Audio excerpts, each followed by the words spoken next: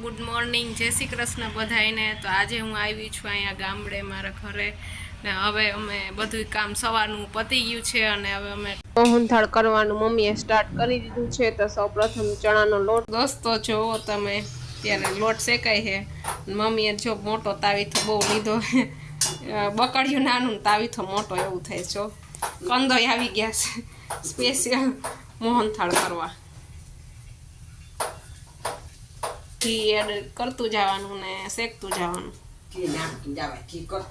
લાલ colour આવે ને ત્યાં સુધી શેકવાનું હોય આને। જેમ તમે શેકશો ને એટલું વધારે સારું મોહનથાળ બને। એકદમ લાલ કલર જેવું થઈ જાય ને, પીળો હે ને એમાં લાલ બ્રાઉન કલર થઈ જાય ને તો સરસ બને મોહનથાળ।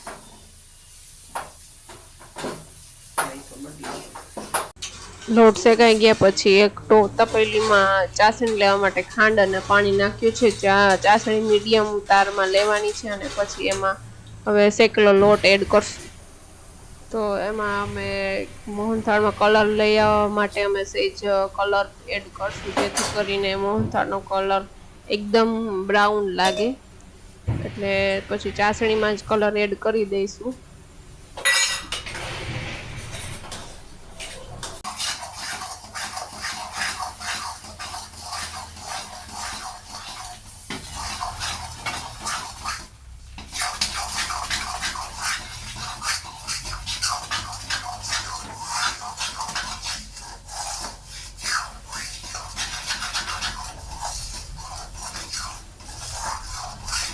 એડ કરીને મોહનથાળને ચોકીમાં ઢાળી દીધો છે અને એના ઉપર ખસખસના બી મમ્મી અત્યારે લગાવી રહ્યા છે, જેથી ટેસ્ટ પણ સરસ આવે અને દેખાય પણ સરસ। એટલે ખસખસના બી વેરી રહ્યા છે મોહનથાળમાં। એકદમ મસ્ત જો બ્રાઉન કલરનો થઈ ગયો છે આપણો મોહનથાળ તૈયાર। એકદમ કંદોઈ જેવી ફિલિંગ આવે છે, એકદમ કંદોઈના ઘરે જેવી રીતના બને છે એવી જ રીતના ચોકીમાં પાથરીને બનાવ્યું છે। હવે આને અમે થોડીક વાર માટે એમણે રહેવા દેશું, જે ઠંડો પડશે ત્યાર પછી અમે એની ઢેફલી વાળશું।